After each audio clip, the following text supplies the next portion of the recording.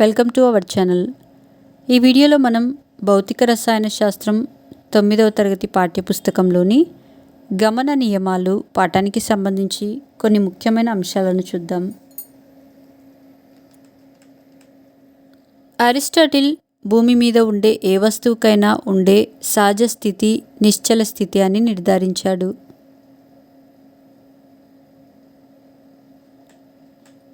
కదిలే ఏ వస్తువైనా సాధారణంగా చివరికి నిశ్చల స్థితికి రావాలి. కాబట్టి నిశ్చలంగా ఉండే వస్తువుల విషయంలో ఎటువంటి వివరణ అవసరం లేదని అరిస్టాటిల్ భావించాడు.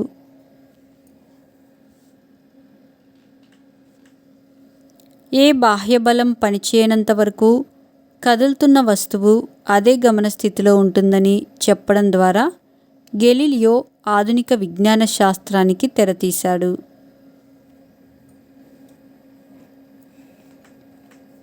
గెలీలియో తన ప్రయోగాలను నునుపు తలంగల వాలు బల్లలపై చేశాడు. తలం ఎంత నునుపుగా ఉంటే వదిలిన గోలి అంత దూరం ప్రయాణిస్తుందని గెలీలియో గమనించాడు. ఒక సంపూర్ణమైన నున్నటి తలం మీద ఏదీ అడ్డురానంత వరకు గోలి అనంత దూరం ప్రయాణిస్తుందని గెలీలియో వివరించాడు.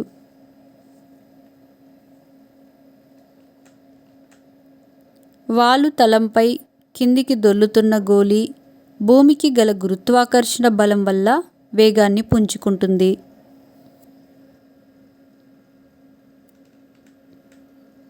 వాలు తలం మీద పైకి పోతున్న వస్తువు తన వేగాన్ని కోల్పోతుంది. సమతలంలో కదులుతున్న గోలి యొక్క వేగం పెరగటానికి లేదా తగ్గటానికి కారణం ఏదీ కనిపించదు. అందువల్ల అది సమచలనంలో ప్రయాణిస్తుందని గెలీలియో వివరించాడు. గెలీలియో తన ప్రయోగాల ద్వారా ఏదైనా వస్తువు యొక్క సహజ స్థితి నిశ్చల స్థితి అనే అరిస్టాటిల్ నమ్మకాన్ని విభేదించాడు.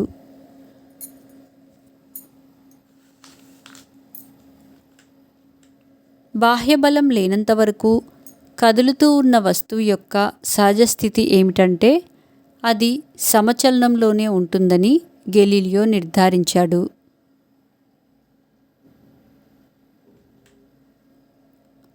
వస్తువుపై ఫలిత బలం పనిచేయనంత వరకు అది సమచలనంలో ఉంటుంది.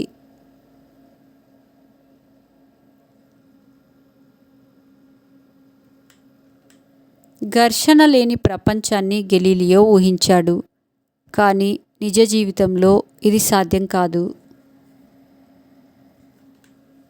ఘర్షణ వస్తువు యొక్క చలనాన్ని ప్రభావితం చేయడం ద్వారా మన జీవనంలో ప్రముఖ పాత్ర పోషిస్తుంది.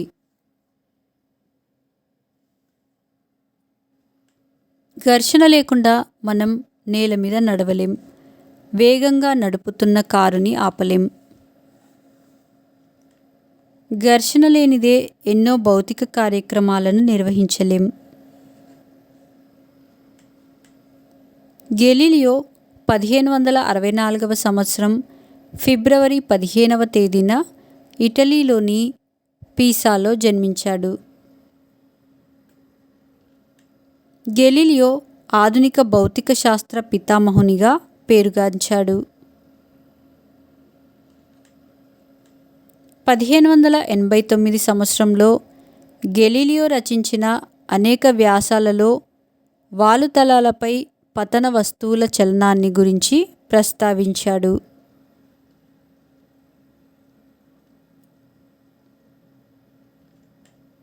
గెలీలియో గొప్ప హస్తకళా నిపుణుడు. గెలీలియో రూపొందించిన టెలిస్కోప్లు ఆ కాలంలో ఉన్న మిగతా టెలిస్కోప్ల కంటే చాలా సమర్థవంతమైనవి.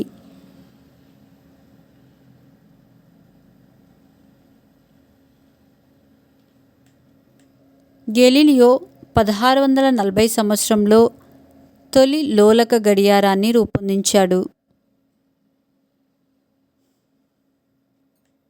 గెలీలియో రచించిన స్టారీ మెసెంజర్ అనే గ్రంథంలో చంద్రునిలో పర్వతాలను, పాలపుంతలో గల చిన్న నక్షత్రాలను, గురుగ్రహం చుట్టూ తిరుగుతున్న 4 చిన్న ఖగోళ వస్తువులను తాను చూసినట్లు తెలియజేశాడు.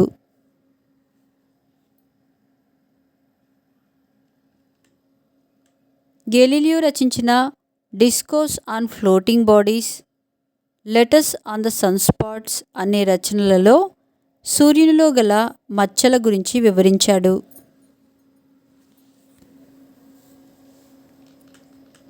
గెలీలియో తన సొంతంగా తయారు చేసుకున్న టెలిస్కోపులతో శుక్ర, శని గ్రహాలను పరిశీలించి ఆనాటి విశ్వాసాలకు వ్యతిరేకంగా గ్రహాలన్నీ భూమి చుట్టూ కాక సూర్యుని చుట్టూ పరిభ్రమిస్తాయని వాదించాడు. అరిస్టాటిల్, గెలీలియోలు అభివృద్ధి పరిచిన పరికల్పనల ఆధారంగా సర్ ఐజాక్ న్యూటన్ బలానికి చలనంలో మార్పుకు గల సంబంధాన్ని వివరిస్తూ 3 ప్రాథమిక సూత్రాలను ప్రతిపాదించాడు.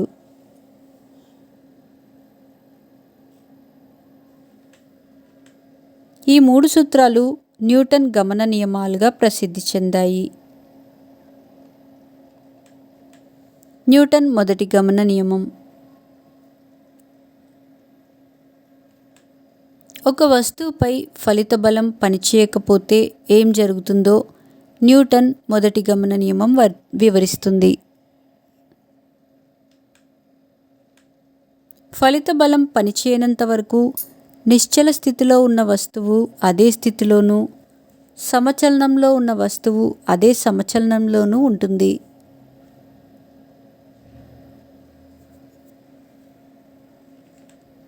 వస్తువు నిశ్చల స్థితిలో కానీ సమవడిలో రుజుమార్గంలో కదులుతుంటే అదే గమన స్థితిలోనే ఉంటుంది.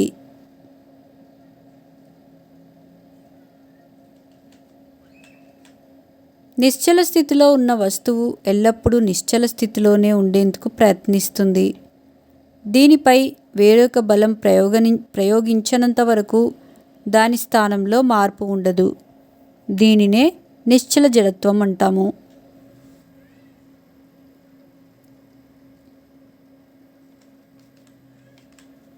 గమన స్థితిలో ఉన్న ఒక వస్తువుపై బాహ్య బలం ప్రయోగించనంత వరకు ఆ వస్తువు అదే దిశలో చలిస్తూ ఉంటుంది. ఈ ధర్మాన్నే గమన జడత్వం అంటాము.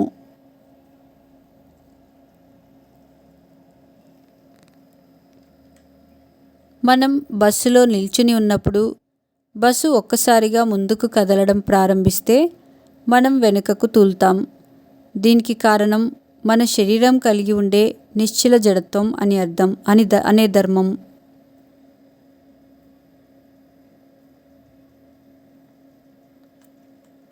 డ్రైవర్ ఒక్కసారిగా బ్రేక్ వేస్తే మనం ముందుకు తూలుతాం. దీనికి కారణం మన శరీరానికి ఉండే గమన జడత్వం అనే ధర్మం.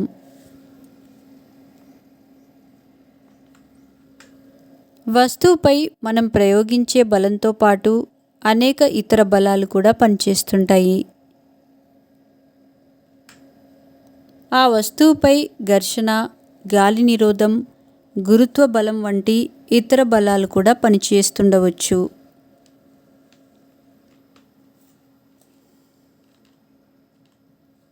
వస్తువు చలనంలో మార్పుని తీసుకువచ్చేది దానిపై పనిచేసే ఈ బలాల ఫలిత బలం మాత్రమే.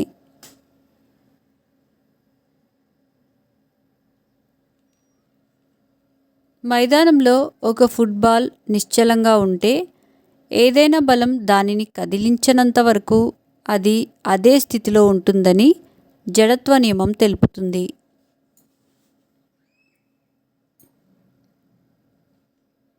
బంతిని తన్నినట్లయితే అది కొంత వేగంతో తన్నిన దిశలో ఇంకేదైనా బలం దానిని ఆపేంత వరకు వెళ్తూనే ఉంటుంది.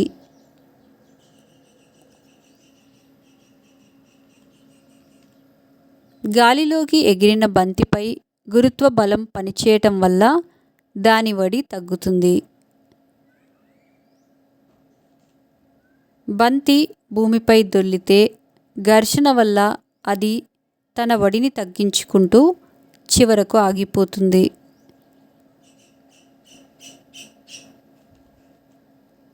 ఒక వస్తువుపై పనిచేసే ఫలిత బలం శూన్యం అయితే నిశ్చల స్థితిలో ఉన్న వస్తువు అదే స్థితిలో ఉండిపోతుంది, లేదా కొంత వేగంతో ప్రయాణించే వస్తువు అదే వేగంతో చలిస్తూ ఉంటుంది.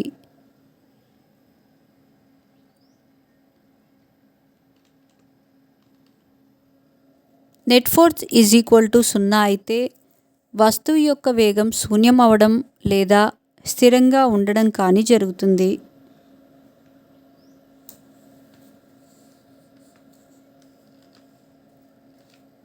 ఒక వస్తువుపై పనిచేసే ఫలిత బలం శూన్యమైతే ఆ వస్తువు సమతా స్థితిలో ఉంది అని అంటాము. వస్తువులు తమ చలన స్థితిలో మార్పుని వ్యతిరేకించే ధర్మాన్నే జడత్వం అంటాము. ఇది వస్తువు ద్రవ్యరాశిపై ఆధారపడి ఉంటుంది. కారు సైకిల్ కంటే ఎక్కువ ద్రవ్యరాశిని కలిగి ఉంటుంది, కాబట్టి కారుకి సైకిల్ కంటే అధిక జడత్వం ఉంటుంది.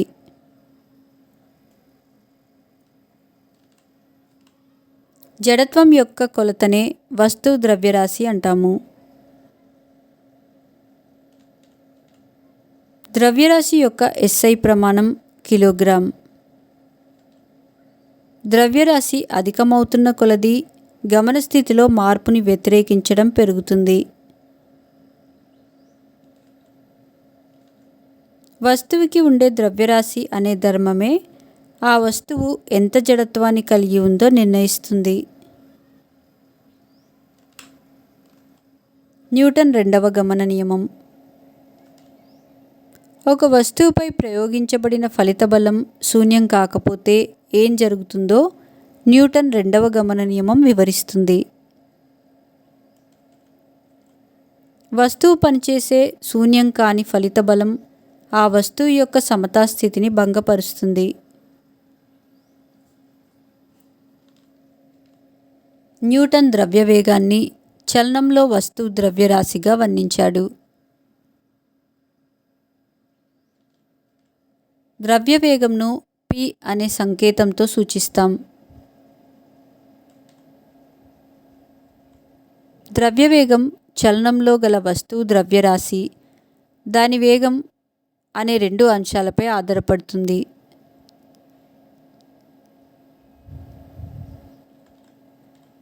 ఒక వస్తువు యొక్క ద్రవ్యవేగాన్ని ఆ వస్తువు యొక్క ద్రవ్యరాశి వేగం ల లబ్దంగా చెప్పవచ్చు. ద్రవ్యవేగం ఈజ్ ఈక్వల్ టు ద్రవ్యరాశి ఇంటూ వేగం. P is equal to M into V.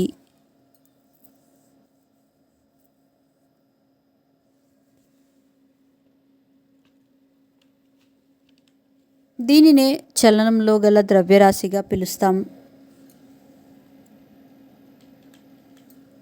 అన్ని వస్తువులకు ద్రవ్యరాశి ఉంటుంది కాబట్టి వస్తువు చలనంలో ఉంటే దానికి ద్రవ్యవేగం ఉంటుంది. వేగం సదిశ రాశి కాబట్టి ద్రవ్యవేగం కూడా సదిశ రాశి అవుతుంది. వేగం దిశలోనే ద్రవ్యవేగం దిశ కూడా ఉంటుంది.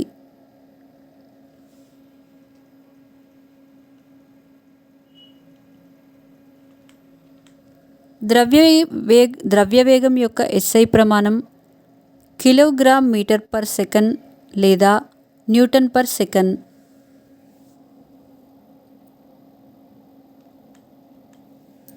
ద్రవ్యరాశి స్థిరంగా ఉన్నప్పుడు ఫలిత బలం ఎక్కువగా ఉంటే త్వరణం కూడా అధికంగా ఉంటుంది.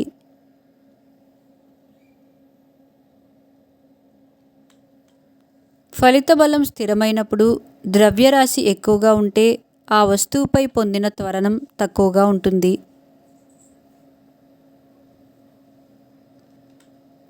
న్యూటన్ రాసిన ప్రిన్సిపుల్ గ్రంథం ప్రకారం ద్రవ్యవేగంలో మార్పు రేటు ఆ వస్తువుపై పనిచేసే ఫలిత బలానికి అనులోమానుపాతంలో ఉంటుందని, ఫలిత బలం పనిచేసే దిశలోనే ద్రవ్యవేగంలో మార్పు ఉంటుందని రెండవ గమన నియమం చెబుతుంది.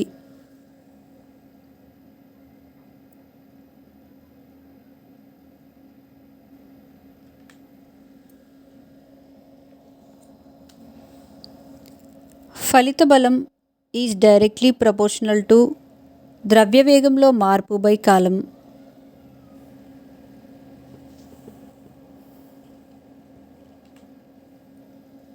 Net force is directly proportional to delta P by delta tea.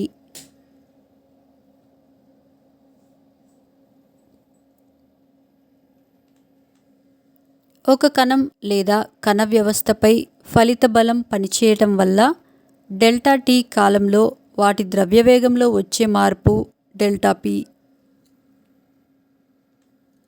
అనుపాత సంకేతాన్ని తొలగించినప్పుడు సమీకరణంలో ఒక స్థిరాంకాన్ని ఉంచాలి. Net force is equal to K delta P by delta T. ద్రవ్యవేగంకు ఎస్ఐ ప్రమాణం కిలోగ్రామ్ మీటర్ పర్ సెకండ్.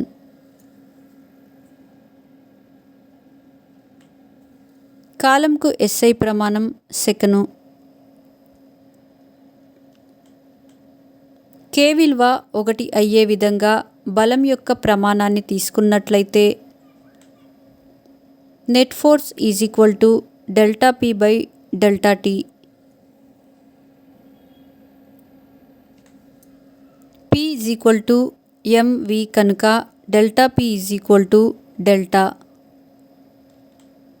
చలనంలో ఉన్న వస్తువు ద్రవ్యరాశి స్థిరంగా ఉంటే delta P is equal to M delta వి.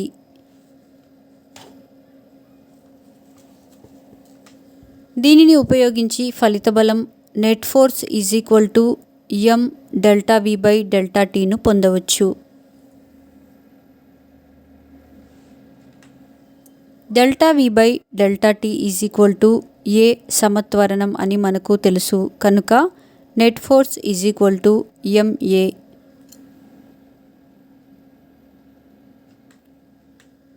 వస్తువుపై పనిచేసే ఫలిత బలం ఆ బల దిశలోనే వస్తువు త్వరణాన్ని పొందేట్లు చేస్తుందని పై సమీకరణం తెలియజేస్తుంది. బలం యొక్క ఎస్ఐ ప్రమాణం kilogram metre per second square.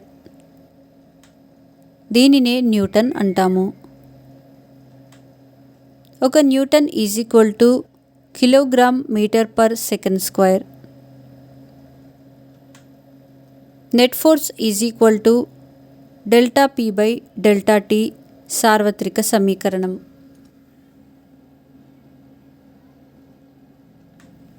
దీనిని ఏ వ్యవస్థకైనా అనువర్తింపచేయవచ్చు, కానీ net force is equal to MA సమీకరణాన్ని స్థిర ద్రవ్యరాశి గల సందర్భాలలో మాత్రమే అనువర్తింపచేయాలి.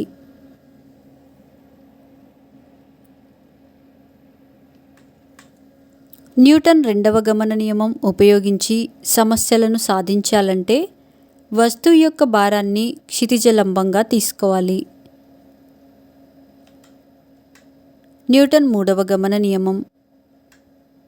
మూడవ గమన నియమం ప్రకారం ఒక వస్తువు వేరొక వస్తువుపై బలాన్ని కలుగజేసినప్పుడు రెండవ వస్తువు కూడా మొదటి దానిపై అంతే పరిమాణంలో బలాన్ని వ్యతిరేక దిశలో కలుగజేస్తుంది.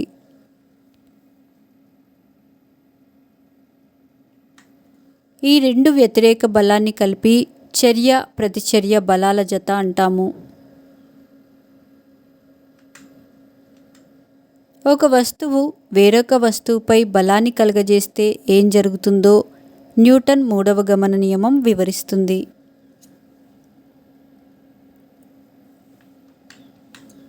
మనం నేలపై నడుస్తున్నప్పుడు పాదం నేలపై బలాన్ని కలుగజేస్తే నేల కూడా వ్యతిరేక దిశలో మనపై బలాన్ని కలుగజేస్తుంది.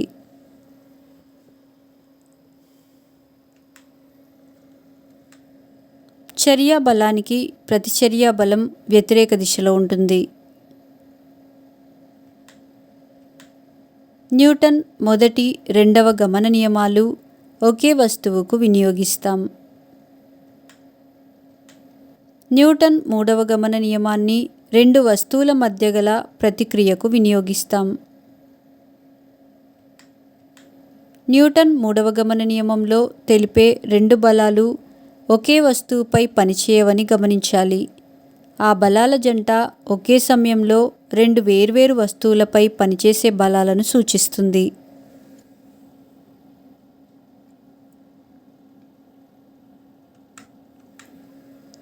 పక్షులు ఎగిరేటప్పుడు వాటి రెక్కలతో గాలిని కిందికి నెడతాయి. అప్పుడు గాలి కూడా పక్షిని వ్యతిరేక దిశలో అనగా పైకి నెడుతుంది. రెక్కలు గాలి మీద ప్రయోగించే బలం, గాలి పక్షి రెక్కలపై ప్రయోగించే బలాలు రెండూ సమాన పరిమాణంలో వ్యతిరేక దిశలో ఉంటాయి.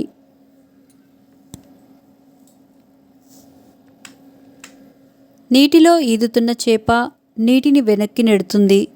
అదే సమయంలో నీరు చేపని ముందుకు నెడుతుంది. ఈ రెండు బలాలు పరిమాణంలో సమానంగా ఉండి వ్యతిరేక దిశలో పనిచేస్తుండడం వల్ల చేప ముందుకు కదులుతుంది.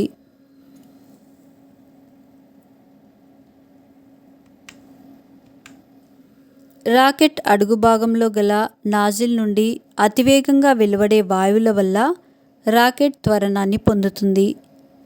నాజిల్ నుండి వెలువడే వాయువు రాకెట్పై ప్రయోగించే ప్రతిచర్యా బలం వల్ల నాజిల్ నుండి వెలువడే వాయువుకి వ్యతిరేక దిశలో రాకెట్ త్వరణం చెందుతుంది.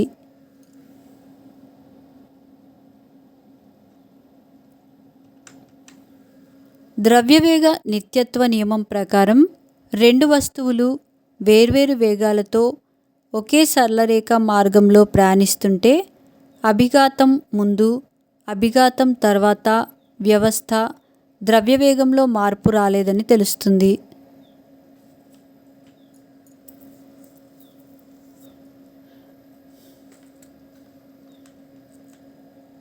వ్యవస్థ మీద ఫలిత బాహ్యబలం పనిచేయనప్పుడు దాని ద్రవ్యవేగం మారకుండా ఉంటుందని ద్రవ్యవేగ నిత్యత్వ నియమం తెలియజేస్తుంది.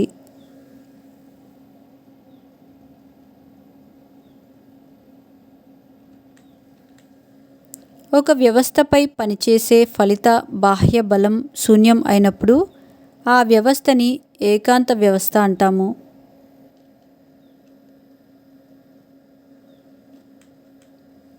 క్రికెట్ బంతిని క్యాచ్ చేసేటప్పుడు ఆ వ్యక్తి తన చేతులను వెనుకకు లాగుతాడు.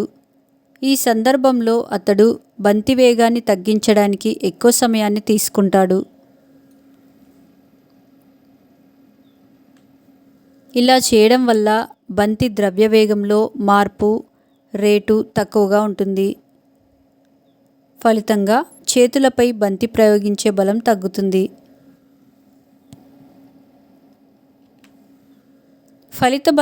ఫలిత బలం పనిచేసిన కాలాల లబ్ధాన్ని ఫలిత బలం యొక్క ప్రచోదనం అంటాము.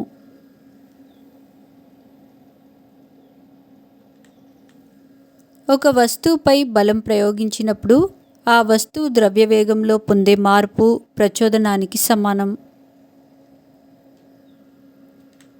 స్వల్పకాలం పాటు ప్రయోగించబడిన ఆ బలాలను ప్రచోదన బలాలు అంటాము.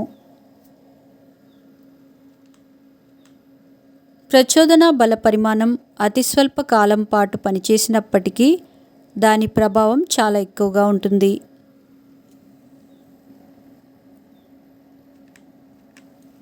గచ్చు మీద పడిన గుడ్డు పగిలిపోవడానికి కారణం దానిపై అధిక బలం అతి స్వల్ప కాలం పనిచేయడమే. మెత్తని దిండు మీద పడిన గుడ్డు పగలదు, కారణం తక్కువ బలం ఎక్కువ కాలం పాటు పనిచేసింది. ద్రవ్యవేగంలో మార్పు కేవలం ఫలిత బల పరిమాణం మీదనే కాక బలం ప్రయోగింపబడిన కాలం మీద కూడా ఆధారపడి ఉంటుందని తెలుస్తుంది.